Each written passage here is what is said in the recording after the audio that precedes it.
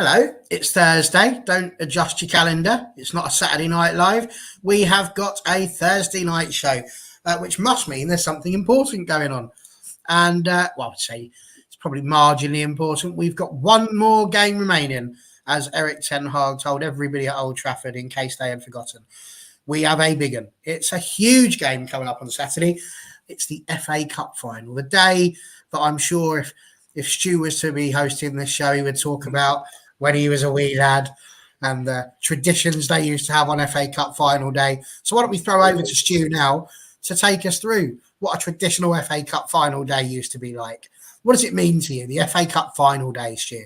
So we used to get up pretty early, really, about 8 o'clock, and we'd grab the old Casey ball, which is what it used to be called back then.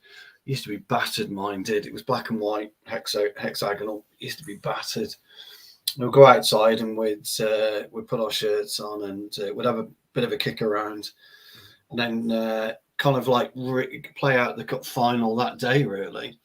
And then about 9:30, grandstand would come on, cup final grandstand, and they used to devote pretty much a whole day to the cup final. So much so that you used to have reporters on the team coach on the way. So they were travelling from the hotel, and you would get reporters on the coach interviewing the players. You would get various player games, player profiles, players talking about the cup final, players talking about the old Wembley Stadium, which, you know, as dishevelled as it was, I mean, I think it's probably worse than Old Trafford, to be honest. It was a remarkable venue to watch football. You're miles away from the pitch. It took them forever to get onto the pitch, and then when you hear the Abide with Me anthem, it just brings back, wow, it's amazing. And then you hope and pray that your team will can go on and win. And that's the thing about football, and this is the thing about Saturday. First and foremost, it's traditional at 3 o'clock, and we haven't had that for many a year. I can't remember the last time we had a 3 o'clock FA Cup final. And the thing about football, and this is why we all love football, is you could just go out there and win. We could go out and get beat, or we could go out and we could win.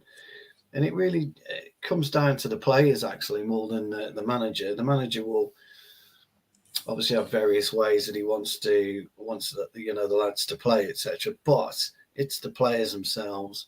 Are you going to freeze on the very, very biggest domestic occasion, or are you going to tuck your skirt in and get out there and roll City over? And we don't know. Who knows what will happen? Look at the Roma-Sevilla match last night. Roma with a better side and Sevilla take out on pens. There was a couple of contentious issues, but ultimately, and I've said this before, and I'll keep saying this, even further on down the line, it's up to you to overturn those decisions yourselves by scoring goals. And we've got to do that. We will have to score goals. Now, can we stop them scoring? I think we can. We've already turned them over. I know we got hammered at their place, but we have beaten them, and we've got good results. Just recently against Guardiola and Ten Hag and the players. For some of these players, they don't know it yet, but they'll be stepping onto the Wembley turf, and it could well be their last game for us. And you want to go out with a bang. You want to finish the season with a bang. You've had the so-called awards. We've had the players in the limelight, in the tucks, etc., etc. I'm not interested in the cup final suit. I never was. I don't care about all of that. Get out there and perform. And if they perform to the very, very, very best of their ability, I think we could beat City's ped, even with their peds that they took 6 weeks ago, because that's what he tends to do, doesn't he? Sticks the injection in them. For the home straight. I think even with their peds, we've got enough to beat them. And I think City will get overconfident. I think they'll think they're going to go and win. And I've been in various games where we've been beaten in the first round of a competition, 6-1 in the knockout 5-a-side tournament, and beating the same team that beat us 6-1, 7-1 in the final, because you just ease your way into the game. And that's what we must do, is ease our way into the game. Crunch De Bruyne, crunch Grealish, give them two something to whine about, crunch Mahrez, because I think it'll be De Bruyne, Mahrez and Grealish that will be the main issues. I'm not so sure about Haaland. People will look and say, what a majestic season Haaland's had. Well, he only scored 6 more Premier League goals than Harry Kane, and Harry Kane was in a very poor Spurs team. Just imagine if he was playing in City's team, he'd have got more than Haaland. So, you know, you've got to weigh it up. You've got to look at it. I mean, he deserves his awards. Haaland's done. He's had a great season. But as Simon says, anything can happen, and I think anything will happen. We're going to call it anything can happen Saturday. That's what we're going to call it. And we're going to go. Yeah. And we're going to win. Fair points. Dan's gone all broom cupboard. He won't remember this back in the day, but Dan will know what I'm talking about. Big Dan. It looks like we've got Gordon the Gopher sitting behind him there. What a lovely dog that is. So, yeah, lots of love a dog. Love a dog. Dan Senior, Mr. RP Field. We've got to ask you. Cup final day. We've already had a cup final day this season. It was the Carabao Cup final. We'll sort of touch back on that briefly. But talking about what Stu's just mentioned there, do you have the same sort of feelings about the FA Cup final as Stu sort of mentioned? Were the rituals any different in your house? Has it lost any of the magic or splendour of the FA Cup, do you think, over the years or not? I don't think the FA Cup itself's lost the magic. I honestly can't watch the build up to football anymore in terms of the pundits and it used to be like magical. I could sit and watch certain pundits talk for hours. Now they're just awful. Me personally won't turn in until literally kick off, because it's going to be a City fest for a start. They're going to be purring over all the City team. We're going to be ignoring the elephant in the room obviously for the next 2 years probably. But no, I don't think the FA Cup's lost its magic. I just think the build-up's not the same as it was before. It's not as enjoyable to watch on the telly as it was before. I will literally, I'm at work till 2:00, so I'll be rushing back from work at 2, hoping to be ready to watch at 3:00. And then I've got the girls gone, Dan. I'll be watching it on my tabs. Are the girls and the wife there? They're off to the indoors.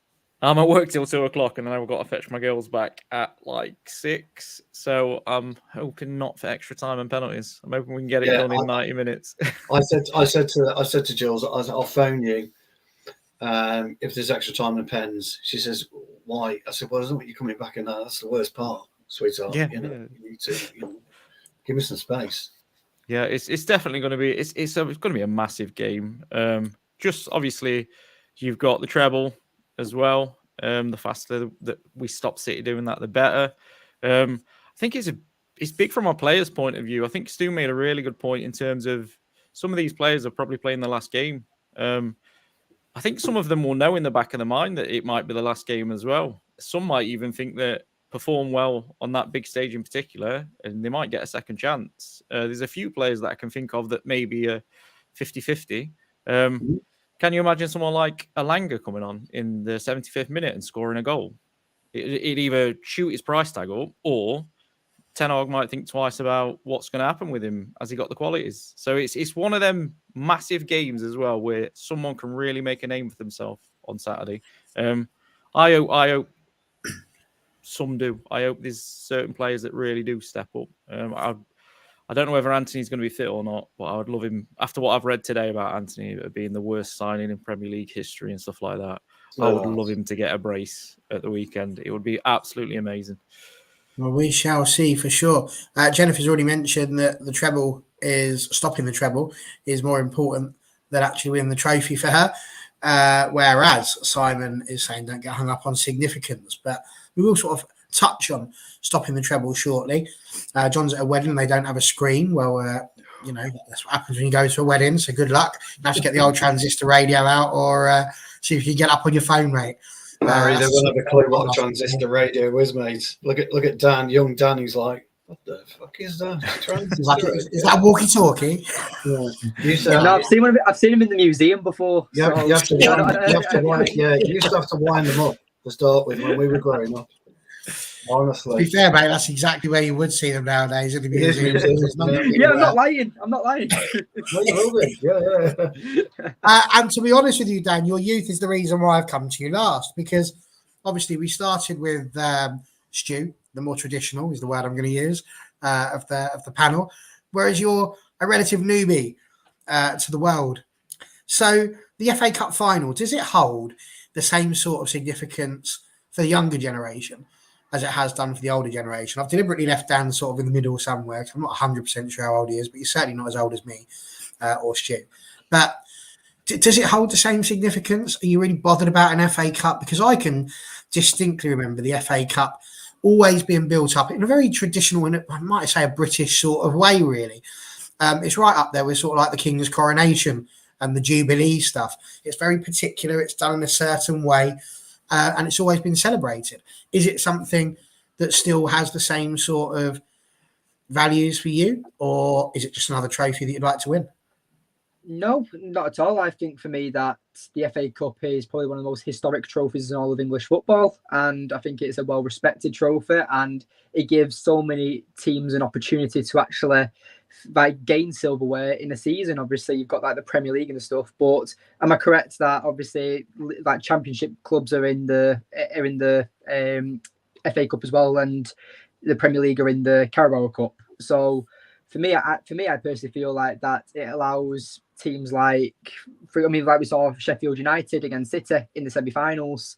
Like it gives like these teams that are in the Championship a much more more excitement and to win a major trophy almost. But for me, definitely, I think that it's not lost any value. I respect it as a massive trophy. I know the history of how long it's been going on for, and the FA Cup for me, like I said, has been probably one of the most historic domestic trophies in football history. Fantastic.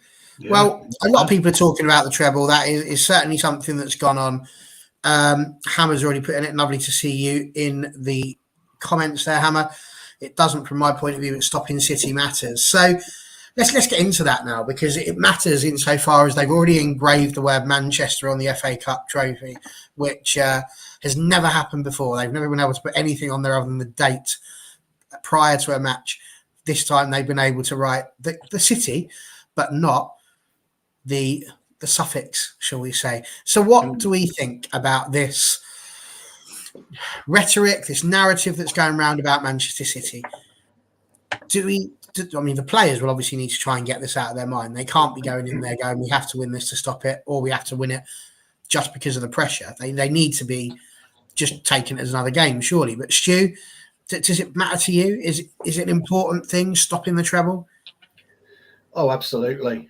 Yeah, absolutely. It's paramount. We couldn't stick it. We couldn't stomach it. The interesting thing about the treble right now is you hear all this bollocks, this rhetoric about, it's harder now to win the treble, which is absolute horseshit, because back in '99, you didn't have anywhere near the level of technology that we're seeing today. You didn't have the pitches were good, but then they're not as pristine as they are today. Even back then, Old Trafford was good. It was decent, but it wasn't great. The football technology is better today than it was back in the day. Goalkeeping gloves are lighter. They're not as heavy. Boots are lighter. They're not as heavy. Things of that nature. And they're very, very small stuff. But the teams that you have to play, since the likes of PSG were born, and Manchester City were born, other teams have gone backwards. The great AC Milan have gone backwards. The great Ajax have gone backwards. Teams of the day that were heavyweights, Juventus, have gone backwards. And new teams have sprung through, haven't they? The new Bayern Munich. Bayern Munich weren't hugely great back when we won the treble in '99. They were very, very good. And on reflection, we should have been beaten in the final. But the old adage is you don't score a goal, it's an irrelevance. You can have 250 shots if you like. How would you score? and it doesn't matter. Whereas today, and City's problem will always be, if they win the treble, City's problem will always be, it will be shrouded in this quagmire of disaster they've got themselves in. And look, we don't know what's right and what isn't, what's true and what's false. But if you've got 115 charges against you, and the Premier League, by the way, know exactly who they're going up against. They've seen what happened with UEFA. They know what they're doing in the Premier League. They wouldn't have done it otherwise. They wouldn't have charged it. But 115 charges. Okay, it's not one charge. It isn't two. There's no way you can get away. You can get off with 115 charges. Some of those are going to stick. They have to stick. And this treble will be absolutely tainted. And I think Guardiola's alluded to this when he says he needs it dealt with immediately because he doesn't want to tarnish what City could achieve. Now, I actually detest City, and this is one of my biggest problems with our potential takeover is I don't want anything to be like City. I don't want us to be anywhere like. I want to see us follow a very, very similar model to edit Newcastle, and I think Newcastle have conducted themselves at this point superbly well. A great run club. They could absolutely, do a 180 and complete, or a 360 and completely, go and shatter transfer records, get Neymar in, do this, do that, and they will tarnish their reputation.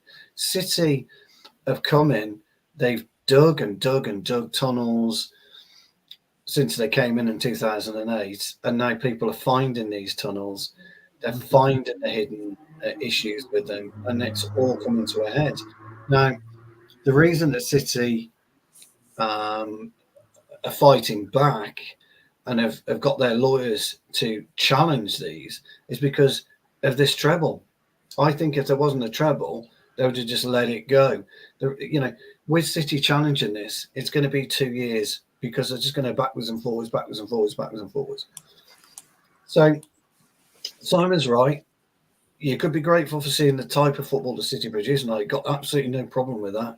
I'm a football purist, and I think the football that they've displayed has been phenomenal at times. I think Simon's a City fan, Stu. Just letting you know. I think Simon's a City fan. No, that's fine. I think he's right, though. I think we'd all agree, wouldn't we? If you love football, some of the football they've played has been great. But what I would say, Simon, is some of the football we played in 1999 was equally as good. Just a different dynamic of playing the game. I don't like all this playing out from the back nonsense. I don't get it. It doesn't do anything for me. You want to get up and you want to attack as much as you possibly can. That was our mantra, and this is why people say we're not playing the Manchester United way. Well, Simon might say we're not playing the City way, but hold on, there isn't a specific way of playing football, because ultimately you just push down the other end to try and score a goal, or you defend for your life. It's good to have you on board, Simon, if you are blue, mate. Great to have you on board, and we really appreciate it. Say, look at this. With an interloper, everybody. Sound the klaxon. And I'm not having a pop at I'm not having a pop at City, but I think it's important, mate. And I know you'll know this as a fan. It's important to address this big elephant in the room, and it could well tarnish a treble. Now, when we did our treble, we would have. I think nobody's done it since. It's almost impossible to do a treble, and we got really, really lucky. So if you do get over the line, it could be difficult for you. That's all I'm saying. I think it's a fair point, and it's that whole thing, isn't it, of always trying to separate the football from anything else that's going on around it, the wider politics, and it's not that easy to do. And I think that's what's being noticed more and more. Let's see what Jennifer's put here. She's put Chelsea imploded because of one man's vanity. City, I think, will have more nous when dealing with the Premier League. Well, maybe. I don't think it's about nous. Again, sorry, Barry, but she's absolutely right. Look at the narrative of the way that football is right now. And who started that? Was it City that started it? Was it Chelsea that started? I think it was Chelsea, actually. I think you're right. Yeah. I think although we were making big signings throughout the 90s, started with Roy Keane. It was Abramovich, wasn't it, with all his money and stuff. And Chelsea started. And now you've got the modern day football, modernism as it is, you've got some absolute clown who hasn't got a clue how to sculpture a team. He brings in a gaffer and says, here's your team. Oh, here's another 13 players on. You know, what's he supposed to do? Pochettino will be pulling his hair out. Sorry, good point. I've got to be honest, the fact they finished 12th has blown my mind, but there we go. Simon has also never said it wasn't United dominated in the Fergie years, but evaluation is evident. No one ever said he did. I was just making a point, though. Absolutely. I think he might have meant evolution is evident. He did. Yeah, he did. Yeah. And absolutely, it's 100% the case. Anyway, Simon, really good to have you in. We have zero problems with opposition fans coming in on our shows. We always just try and keep it respectful, and you're doing a brilliant job of that. So we'll carry on with the debate with you, sir. Dan, Big Dan, any danger for you that we stop this treble? Is that high in your mind, or are you more focused on the fact that it could be a second trophy for United? I'm probably more focused on the fact it could be a second trophy, to be honest. It's no disrespect to City, and I take a lot of pelters on Twitter because of tongue-in-cheek stuff that I say in terms of City. You can't deny what Pep's done at City, irrelevant of how he's done it. I have more respect for Klopp at Liverpool than I'll ever have for Pep at City. And it's just solely on the basis of he brought in a goalkeeper, it didn't work, he immediately sold him and brought in another goalkeeper. He brought in a centre-back, it didn't work, he immediately sold two of them, got two more because it wasn't working. He brought in a right-back, it didn't work, so he brought in a new one. He very rarely brings through youth talent, and people will say, oh, Foden. But everybody saw Foden at the minute. Where's Foden? Well, everybody saw Foden at the under 18 World Cups, under 20 World Cups. He was always going to be a star. It's just about how you used him. Pep's done well with him. But I don't understand the rhetoric that it's harder. I might be wrong with my dates. You'll be able to help me here. But we played the FA Cup semi-final in 99 on the 22nd of May. We did. And then we played the Champions League final on the 26th of May. Correct. Which is 4 days. They've got a full week break to their Champions League final after wrapping up the league 2 weeks before the end, which we, because of the quality of the teams around us, could only wrap up on the final day. It's chalk and cheese for me. You look at the run of our treble in the Champions League, the teams Juventus, Bayern Munich twice, if I'm remembering correctly. It's chalk and cheese. I'll always respect what they're doing on the pitch because, I mean, even though personally I'm not a huge fan of tiki-taka, it's good, but I find for big chunks of the game, it's just a bit boring would be the word. It's a bit side to side, a bit slow. And it's obviously done on purpose. You're looking for the gap, you're looking for the error. I've always more enjoyed the sort of basketball game, football match. One team goes, other team goes, and that's just more entertaining, in my opinion. But in terms of us, we've got not really any excuse on Saturday. We're going to have a pretty strong squad. I wouldn't say Martial was a starter. I would say the only starter we're probably going to be missing from the sounds of things is Martinez, which is a big miss. But other than that, I think it's going to be a full team. So these boys have got to go out and put it out their head. It's what's going off at City is definitely going to come back in some way. I've mentioned it a few times on this that people point to CAS quite a lot, or the CAS ruling. The CAS ruling was 2-1, and so it wasn't unanimous. It was 2-1, and it was on the basis that a lot of the evidence was time barred, which the Premier League haven't got that issue. There's no such thing as a time bar. And someone tagged me in something the other day saying, basically, over 6 years in law is normally time bar. It doesn't apply. It doesn't apply to the Premier League because they're not going to charge them in the year. So we're not going to go back to 2012 and take a title off them. It's going to be punishment going forward. So even this season, they'll win the treble because nothing's going to change in that respect because they're not going to go back 2 years to charge them. But I think there was a quote from a City higher up that they wouldn't challenge it if it was not overturned in court. And the court basically said that it needs to go ahead. And then now they've challenged it on the basis that one of the barristers is an Arsenal fan. This is not a club that's not got something to hide. It's just quite evident, well, allegedly, nothing to hide. It's quite evident there's some irregularities or something's not quite right. I just hope United can sort of not worry about the treble too much, because it's not up to us to stop it in terms of off the pitch. We've just got to do what we do best. I've been looking at some of the stats in terms of like where did Barry go? He's just said his Wi-Fi's dropped out. All right. Actually, what he meant was he can't compete, can he? With this, he just messaged me saying the Wi-Fi is gone, so just keep talking about the treble. I get like 500 meg internet, so I'm absolutely fine. I can do this all day. Yeah, no, I think the boys have just got to put out the head. They've got to go and do what they do. Other than, and obviously Martinez is a big miss, but we've got the players that should do it. I was looking at the fixtures, and I know we got beat 6-3, but we sort of did much better in the second half. I think we won that 3-2. We beat them 2-1 at Old Trafford. We just need to have a good start. It needs to be solid, is probably the word. We need to, Stu got it spot on. We need to grow into the game. We just can't panic and drop out too quickly. We need to be on it. The ideal game against Newcastle, to be honest, we grew into the game. 20 minutes of a little bit of like slow down pace, and then we started playing some good stuff. I just hope we don't have any issues in the run up to it. Casemiro.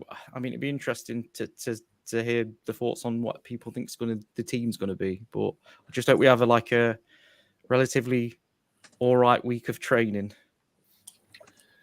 I hope we went. Sorry, Dan, before you come in, buddy. I hope we went down Wednesday. To London Wednesday, and I hope we relaxed and chilled. I think what's good is Tenar's going to have him on the training pitch again for probably the second or third time this year, in terms of we've not got 3 games every week, so he can try some new things. He can get patterns of play into them and start getting a bit more partnership with the players and the way we want to actually play. Because he's definitely, the more I look back at the season and the more I look back at some of these games, he's patched this squad this year. He's absolutely patched it with quick turnovers, with just what will work. It's not the style of football he wants to play, but he's just done a cracking job. Yeah, he has, yeah. Absolutely. Well, apologies there, my Wi-Fi dropped out. Dan Jr., have you managed to tell the world your thoughts on stopping the treble as yet? For me, it's not about stopping winning the treble, kind of like what Senior Dan said about how it's United actually earning another trophy. But for me, I feel like that, I mean, Noel Gallagher said it best on TalkSport, where he said that it's not about the 99 team or the City team being better than the other. It's about that United 99 are in the room by themselves at the moment. And if City somehow manage to win the treble, then they automatically get in that room. It's not about who's better. It's not about that which manager's better and all that jazz, who has this better squad. It's all about that both teams, at the time if they've won the treble, are both sensational teams, and they shouldn't be compared because they're both different points in time. Football's evolved drastically since 1999, and we should both respect both teams. But for me, when it says about stopping the treble, I mean, I can quickly run through about how City are good at formation. So obviously they set off with a 4-3-3 formation, obviously with Rodri being the more holding back midfielder. Dan can correct me on this. But then as they're attacking, they seem to develop a 3-2-4-1 formation, which allows more of Stones to join the midfield and become a double pivot midfielder with Rodri. And that allows the likes of Gundogan, Grealish, Silva or Mahrez, De Bruyne to drive forward and help De Bruyne on the attack. So for me, I feel like that, as we know, City are a very dominant side on possession. You struggle to get hold of the ball. And United, I think that we've been at fault for that because we learned that at the Etihad. But then during the game at Old Trafford when we won 2-1, United, obviously, we countered that and we hit on the counter-attack. We got the goals that we needed to get and we ended up beating them. So I think that it's going to be a very similar game that it was at Old Trafford. I think it's going to be very end-to-end. I've already said that I think it'll end 1-1, but United will win in extra time. I do think it's going to be a very close game. But hopefully United can win their 13th FA Cup title. We've won 12 so far. And I think Arsenal are the only ones that have won more, which is 14, I believe Yep. so. So, you know, that United are known for winning the FA Cup. We've won it double the amount of times that City have. And hopefully Saturday brings us glory. We stop the treble. United win their second trophy of the season, and Erik ten Hag can probably go down as the greatest manager debut season in the Premier League, in my opinion. But I find it interesting you saying that, Dan, actually. I don't know what your views on Solskjaer was, to be honest, but there's a reason that we had a really good record with Solskjaer against Pep, and it was that reason. It was the ability to play deep but spring quickly. It wasn't technically counter-attacking football, but they always seemed to pick the right passes, and I can remember Solskjaer always doing quite well against Pep, and that's the sort of football we need to play on Saturday. Yeah, I completely agree. And obviously that was when City still had Aguero and stuff. So that's when they were like prime Man City almost. But wasn't that the season after the Centurions when Ollie joined, I believe? Was that? I'm not too sure. Yeah, so... Well, he joined midway, didn't he? Yeah, he did. He joined because Mourinho got sacked in the winter or the January, wasn't it? So, because then Ollie became our interim manager. And yeah, so... Well, yeah, to answer your question, Barry, I do feel like that United could stop this treble. But again, it's not about who's better. I just feel like it's a one-off game. This is the beauty of the FA Cup, the Champions League, whichever competition it is, that it's a one-off game. And whoever shows up on the day is who's going to win it. And it's down to mentality. So... For me, I feel like Manchester United have like their mentality has drastically increased under Erik ten Hag. So I just hope we get the win, and we just prove that we are a lot better than what people underrate us as. No, sounds fair. Connor's coming with Jeopardy. Anyone who watches the women's channel will be aware that Connor has been manifesting Jeopardy in all of the women's games, and by God, did he get them? It has been painful at times, but the women have come through pretty much every single time, with the exception of just the one game against Chelsea, really. So didn't do too bad, but you can stick your Jeopardy where the sun don't shine, please, Connor. I'd much rather we won 5. I keep telling you this. Whereas John Commode has said, I look at it from the perspective of United have never won the League Cup and FA Cup in the same season before. This is what he does, John Commode. He comes up with stats. Part of me wants to go, that can't be true. But this is definitely true. It must be true. That's unreal. So you have to think positively. City will be the favourites, but it's a derby. Anything can happen. That'd be quite a thing, though, wouldn't it? Again, we talk about making history. Dan Junior, you can go for this one. That's unreal, isn't it? The chance that we could again be making history to win a double we've never won before. Yeah, I agree on that. I didn't realise that was a stat. I always thought in the back of my mind we must have done that at some point. But no, that'd be brilliant to make history. Manchester United obviously winning the double. Obviously, I'd much rather win the likes of the Premier League and Champions League. But you can only win what's in front of you. And hopefully we see Bruno Fernandes, not Harry Maguire, lifting the trophy. But, obviously Dan mentioned before about... Just remember, Dan, if it goes to penalties, Harry Maguire can hit a mean one. Yeah. And just remember, if he doesn't come on and we lose, we can't talk about this in 6 months' time and claim how terrible he was playing. We can't do that. We can't do that. Yeah. Well, in a year's time, I just say, Harry Maguire played awful in the final. Oh, wait, no, he didn't even play. It'd be interesting to see if he's here in 6 months, but we might get to that. Dan Senior. Important point that about the double, but you spoke about the team. What do you expect the team to look like at the weekend? I just want to throw in as well that I think the reason we haven't really ever done that double is because Fergie, this is where he'd play all the kids. The League Cup, it was a fucker for it, to be honest. He'd put out 11 kids in the League Cup. The team, I think it pretty much picks itself, to be honest. It's not going to be, if Anthony's fit, it's not going to be much different to what we've seen in the last few weeks. I think there's probably one place in midfield where you could have a discussion. Do you start Eriksen or do you start Fred? And people will think I'm crazy for saying that. But the last time, Fred tends to play well against City. And the last time, I think when we won 2-1, he played quite well. He just seems to be able to track the runners a bit better, to be honest. But I think most of the team is pretty much set. I think it will be David De Gea and then probably Wan-Bissaka, Varane, Luke, probably Varane and Lindelof, Luke Shaw, and then your midfield is going to be Fernandes, Casemiro, probably Eriksen, Sancho. I think it'd be Fred. Yeah, I think that's the only open one that I would suggest. I think Rashford will play through the middle now. Martial's not fit. I'll be shocked if he starts Vegas, to be honest. The only reason why...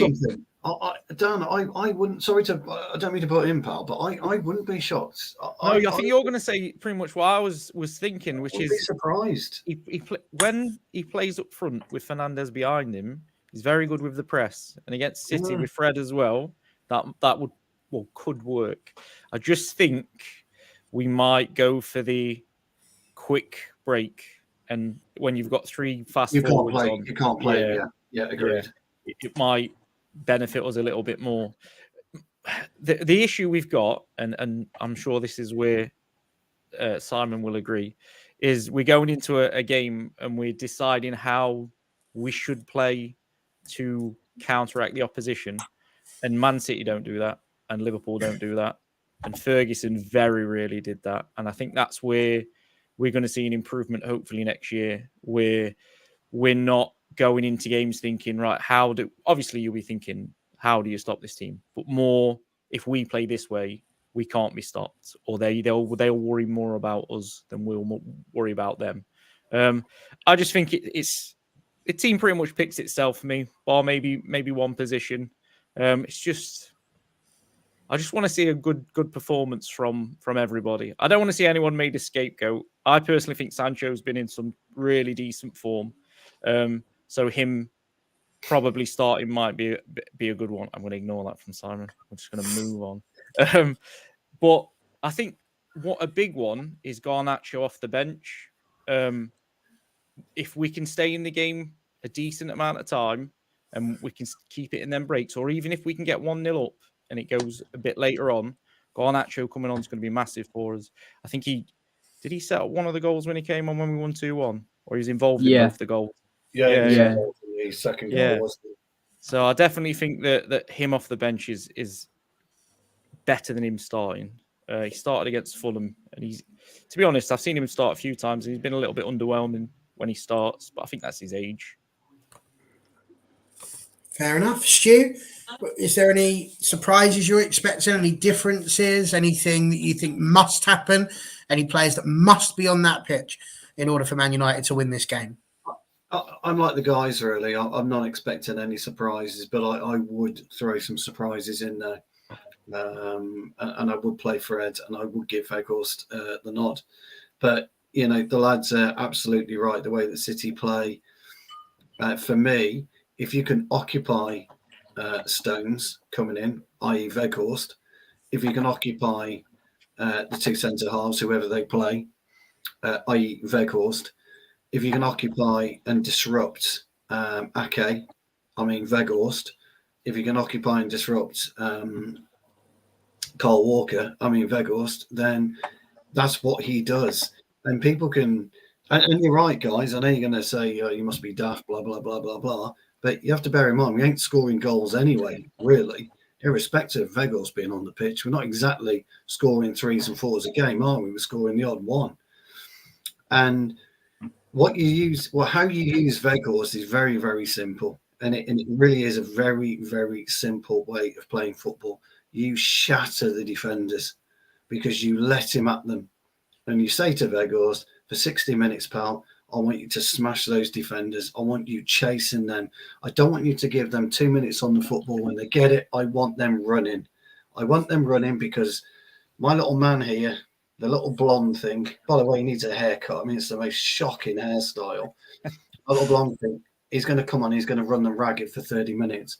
And my other mate here, Mr. Eriksen, he's going to come on and he's going to deliver the passes that are going to run them ragged. Rashford's going to run them ragged. Sancho's going to give them a bit of a beating. And that's how I would utilise Weghorst. And that's why when he was playing so regularly, we were winning games of football, because he was tiring the opposition, because he's a nightmare to play against. He may look gangly, he may look awkward, but he gets about the pitch, and that's what we're going to need there. Dan's right, though, by the way, but when they push forward, they're a pain. And that's why you've got to stop Stones move, coming into the midfield, Dan, and Vegas will stop that. Nobody else will. Anthony won't stop it. Sancho won't stop it. Ronaldo, crikey. Rashford won't stop, but Weghorst will. Weghorst will be, right, you're not going there, mate, because if you do, I'm going to come and tackle you. I'm going to force you off the ball. I'm going to do this. I'm going to do that. And you disrupt. Football's about disruption. And I think we can get at City that way. The reason I want Fred is I think you could push Fred on De Bruyne. I think you could give De Bruyne a difficult afternoon with Fred. Like a Herrera sort of Hazard job. Yeah, he's done it before, and I think you can. I think you could give De Bruyne a problem. My issue is going to be Grealish, then potentially. I think it'll be Mahrez at starts. I think Mahrez are getting a nod over Silva. I could be wrong. I mean, Simon, let us know what you think on that one, pal. But I think Mahrez trick as well, didn't he? Yeah, I think Mahrez might get the nod over Silva.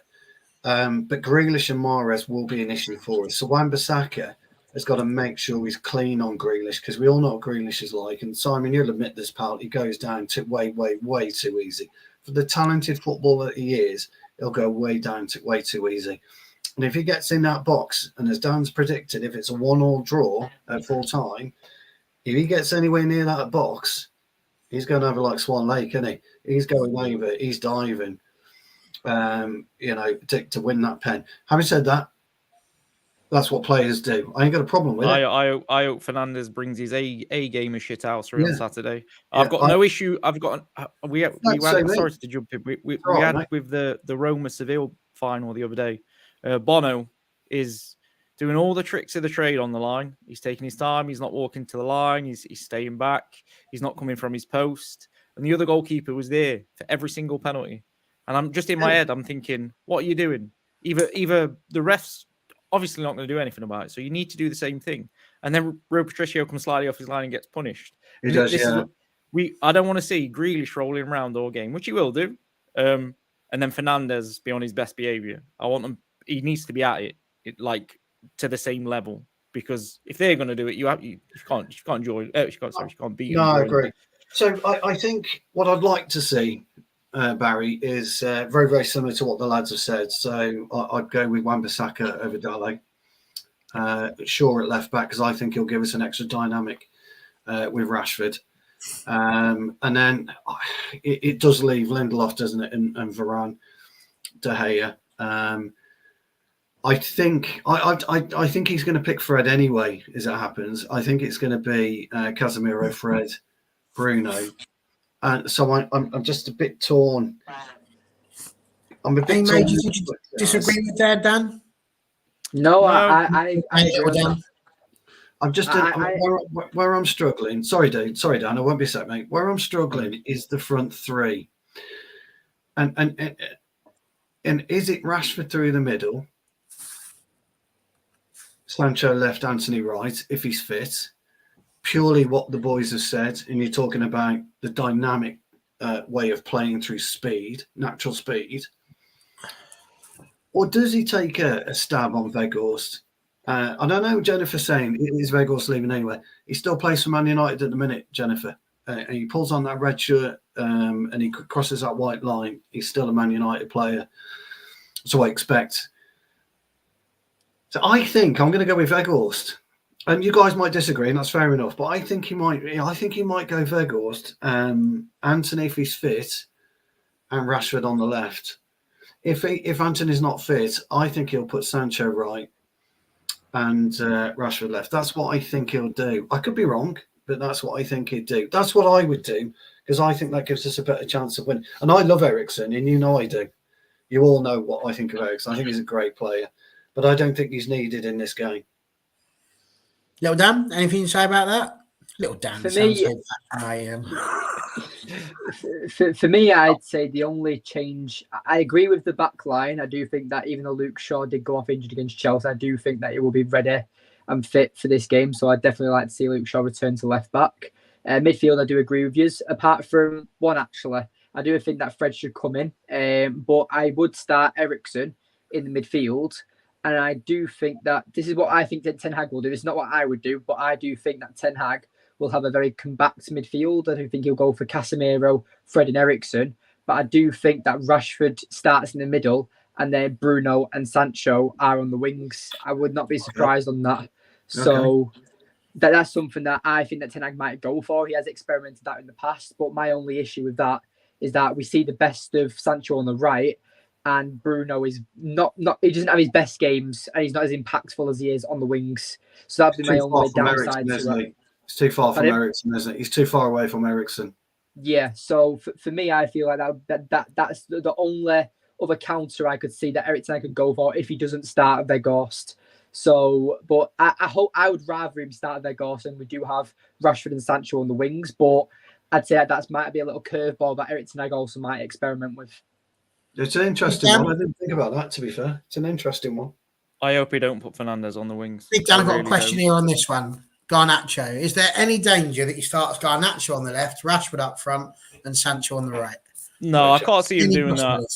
I think it's just the pure impact of Garnacho on off the bench has been so good for us this season. I think he's been up there with like really.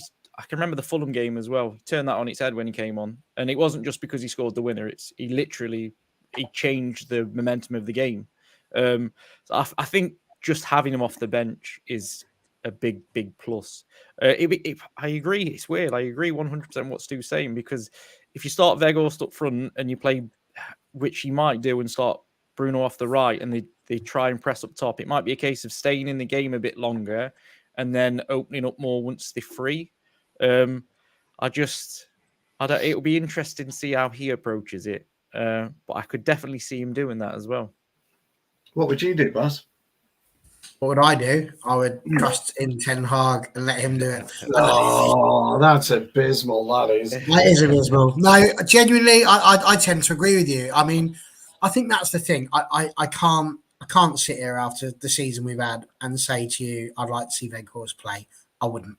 I've got no problems with him popping on as a sub, maybe, but for me, I can't stomach it. The guy's played too many games without scoring any goals, but I do understand what you guys say when you talk about what he does off the ball.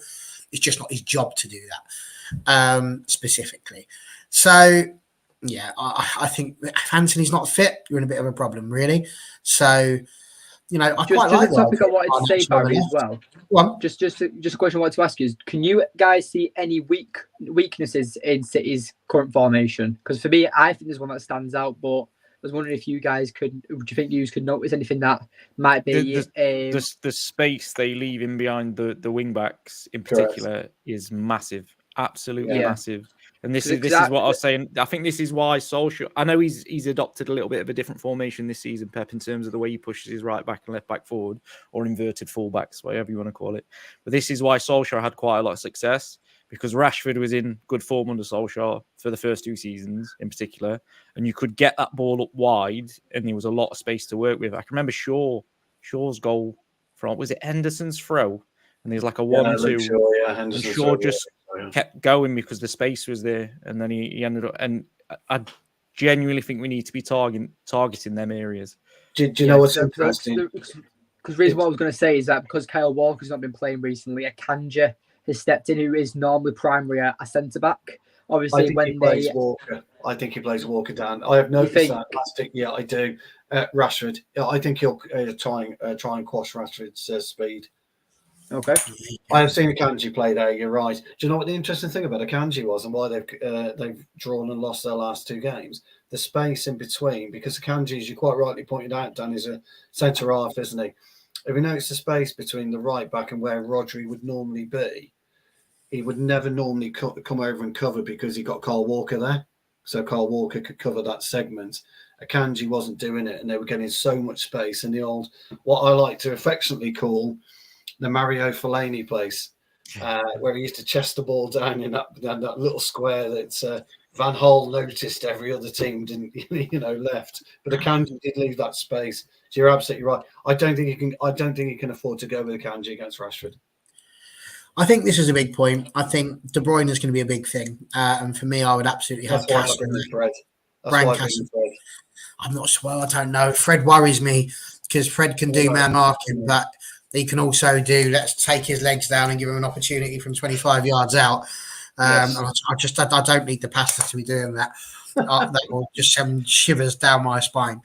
But yeah, I think again, Hammer's basically put what I would do. As much as I'm not a massive fan of it, we don't have the players to do anything other than that. So you couldn't bring. There's no point bringing Vegas on. I don't know if the lads agree with 20 minutes to go. No, not at all. He's not what he's good at. It's a waste of time. Waste of time. You need him in there to sort of hassle them, and then that means they will be more tired. So when the likes of Garnacho and potentially Anthony come on, they've got tired legs to run at. So Brand Knight's right. Guys, I know you've got about 10 minutes left, Stu, before you need to do. Sorry, I do need to go. I want to hopefully do something that's just a little bit fun because it's FA Cup final time, and Dan, I mean, this might be a little bit. Well, it is a little bit before your time. How old are you, Dan? Which Dan? Younger Dan, obviously. Well, you're 19. 19. You're not 19, are you? Older I Dan. wish I was 19. 90. He's like, 95. Yes, the reason why I say it is because obviously 19 years ago, we were on 2004. So this particular tradition would have passed you by massively. But it used to be that you'd get to the FA Cup final and there were songs released. Football players actually stood there in front of a microphone and started singing. I've never known anything like it. They did videos. There was all sorts. It was the height of cool. Can we ever forget the Spice Boys of Liverpool in 1996, thinking they were Billy Biggs, until Eric Cantona sent them back. But we had some very interesting ones. Do you know what the highest number we reached? I'm going to ask Young Dan here, see if he can, because he's got no memory of this at all. What the highest in the charts we ever reached was with one of our singles that we released. I'm going to guess first. It was. It absolutely was. We did get a number one. So for you two, this is the game. What was that song? No idea. We're going to Wembley. It's not. I shall help you out by giving you the name of some of the songs. In 1976, when we lost to Southampton, we released a song that was ingeniously titled Manchester United. I don't know how long it took them to think of that one, but they got Bobby there. Stokes was about 10 yards offside.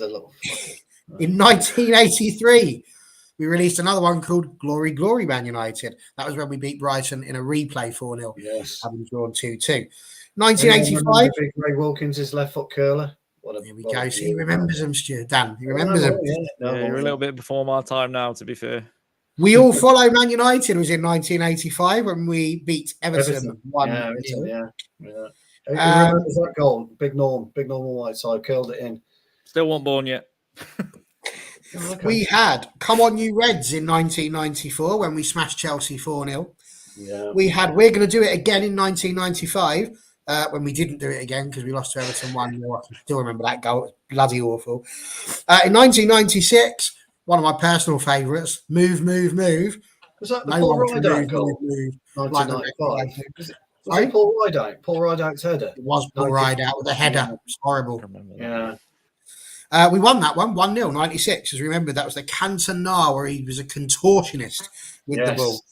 And in 1999, Lift It High, which we did against Newcastle 2-0 as we celebrated the second part of an unprecedented treble, I can say that. Oh, here he goes, Johnny. However, John Commode is spoiling the game because Stato has to come in and tell everybody what the answer was. Entirely ruining it. I'm going to mute you and kick you out of the chat. Well, I'm Johnny K. I'm going to go with Come On You Reds in 94. Can I just say it's the best song we ever released? It just came to me. If you have never listened to this, and Dan, I'm going to not challenge you to do this, it's hardly a challenge, but when you get offline, just Google it and just imagine what it was like in the 90s for us lot as we're bopping along to that in the middle of our Spice Girls phase. It was quite something. If you want to, I'm just going to give you a little bit of nostalgia. My favourite FA Cup final goal was scored in 79 by Sammy McElroy. That was my favourite FA Cup final goal we scored. I like Whiteside in 85, but my favourite one is, to Google it, 1979 against Arsenal. We were 2-0 down. Big Frank Stapleton, by the way, who went on to play for us, scored with a header. Liam Brady, bastard, great player. and Alan Sunderland got the winner. But just Google Sammy McIlroy's little weaving run. Tremendous goal. I was 9 years old. So there you go. And John, of course, was entirely correct. That was done with Status Quo, by the way, that song, which was quite something. So there you go. Dan, second part of the quiz for you. Out of those 7 then, what was the lowest that you think we got? First. No, I wish they all went to number 1, mate. But no, unfortunately they did not. I'd say probably 11th. 11th? No, it's lower than that. Big Dan, I'm going to give you a chance. Can you steal the point? 28th. Lower. Stu. I reckon it was a top 100 and we were about 100. No, it wasn't as bad as that. 50th. And it was that first one, Manchester United, when we played Southampton. So there we go.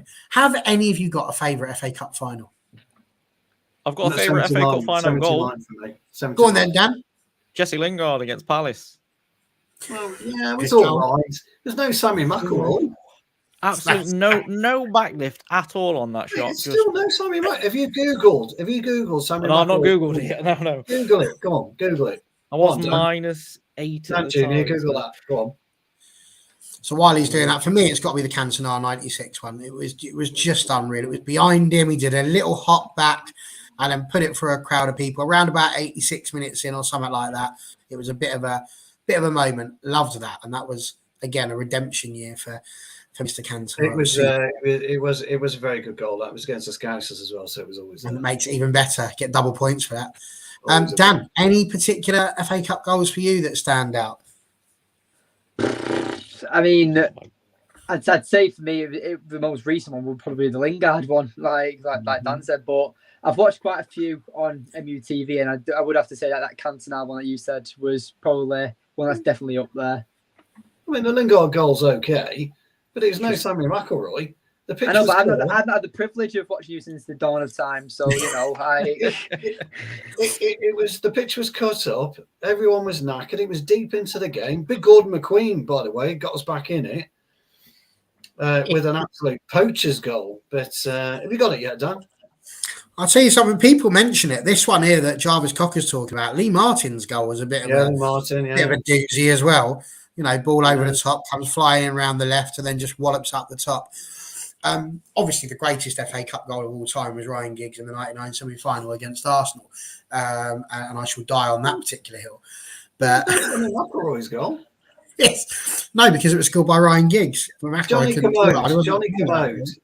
Commode, you're in the chat. How good was the Sammy McIlroy goal?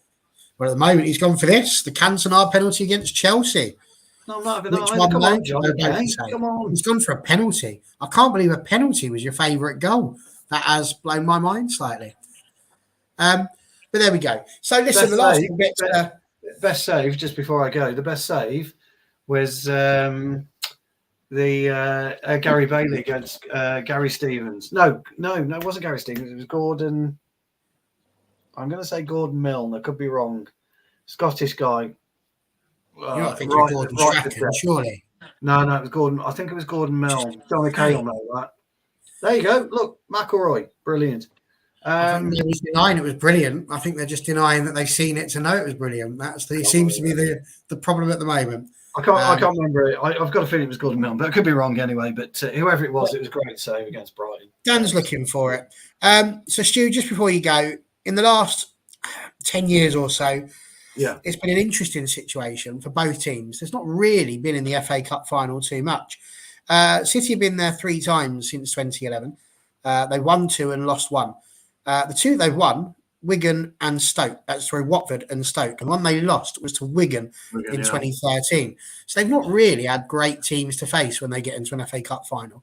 We, on the other hand, have obviously been in there twice since 2016. A win against Palace under the immortal Louis van Gaal, and then that defeat to Chelsea in 2018. So what does 2023 hold for us, Stu?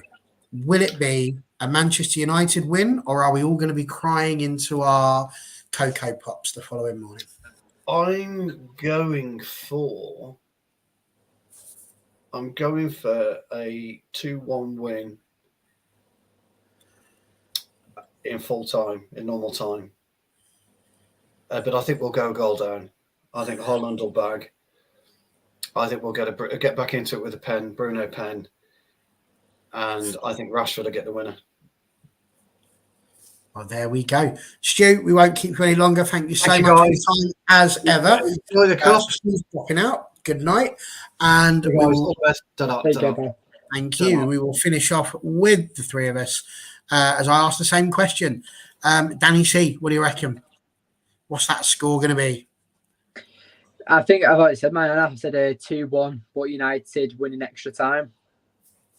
Wicked. That's nice. Brown Knight's not a million miles away from you. He thinks it's going to go to penalties. Please God, no, I can't take another cup final on penalties. And yes, she's gone penalties as well. And as yes, Brown Knight, you're absolutely right. I'm just not going to put that on screen right this minute, but yes, absolutely. And Dan, what are you thinking? I'm going to go extremely biased.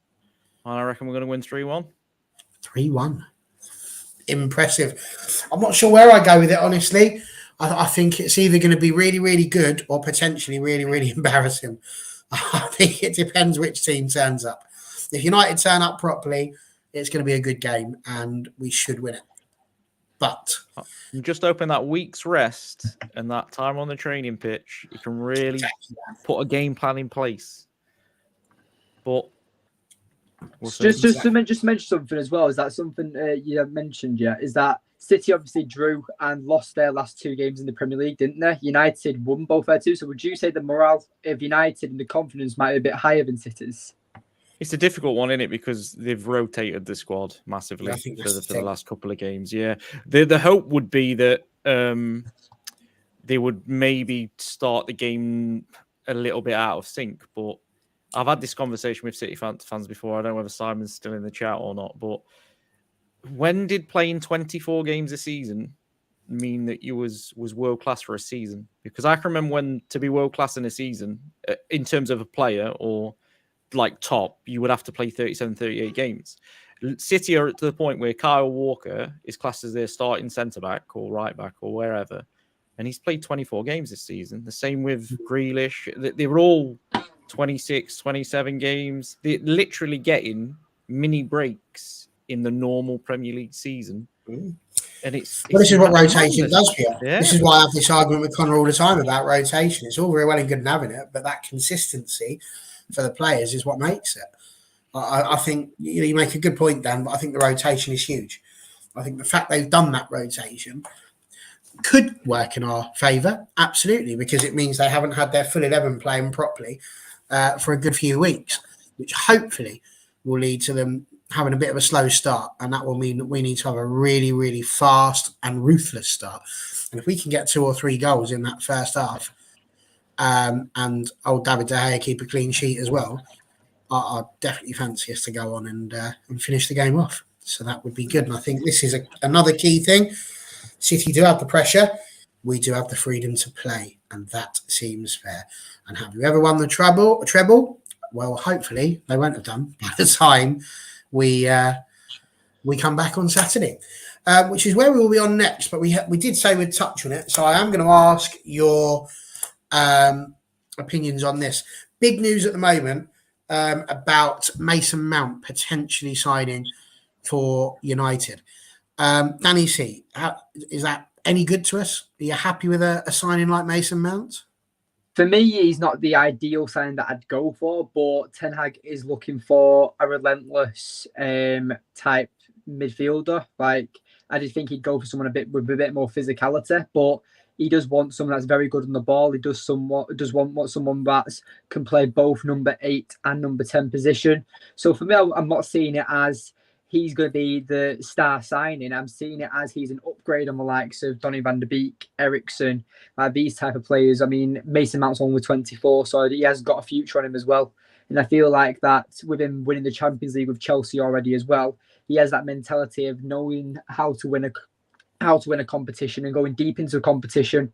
So for me, I definitely think it's a good signing, and I back any sign that Ten Hag makes. But for me, I feel like it's a good signing, but it's just one that that I do feel a bit iffy about, because I'm not too sure. It doesn't really appeal to me. But again, I back what Eric Ten Hag does. He's the manager, and I'm pretty sure he'll get the best out of Mason Mount. Very good. And Dan, your thoughts? I agree with Dan to like 90% in that I've said that I think Ten Hag's done a wonderful job, and Solskjaer suffered massively with not being back to the players that he wanted. And if Ten Hag's gone out and said, "Get me Mason Mount," then 100% I'd back him coming. My issue becomes price, wages. If it's the rumoured 80 million, it is a ridiculous signing. And if it's the 50 million, it's still not fantastic, but it's a bit more palatable. I think he's no doubt a good player. I mentioned on one of the streams that we did last time that I wouldn't be shocked to see him go out and sign a few more squad players for the be able to rotate next season, because I don't think he fully trusts his squad. I just think at 40, 50 million, it's if you believe the transfer budget, it is a big price point. I think he's a good player. I think he will come in and do a good job. I just hope that that's not the end of signing midfielders in terms of the window itself. I get stuck on the price point for me. If it's 80 million and he's on 250k a week, I don't feel like the club's really learned anything, especially with him. I think he's only got 12 months left on his contract as well. I think he falls into that quota of English players, which I read somewhere we're struggling with the homegrown players in terms of like full squad players. It's with certain players leaving. So I think he falls into that category. Could it be that leaves us in a horrible sort of Harry Maguire-esque position where we're again putting pressure on a player to perform because of a high price tag, when maybe he's not necessarily at that level? I think Jack Grealish sort of had it a little bit at City. Well, I mean, Jack Grealish is a funny one for me, because Jack Grealish is obviously, when you watch him play, you get a different vibe to the stats that he produces. I always think that he's a bit like Zaha. He's wonderful to watch, but when you actually look at his output, it's not that good. It's not Jack Grealish's output this season is not what you think it is.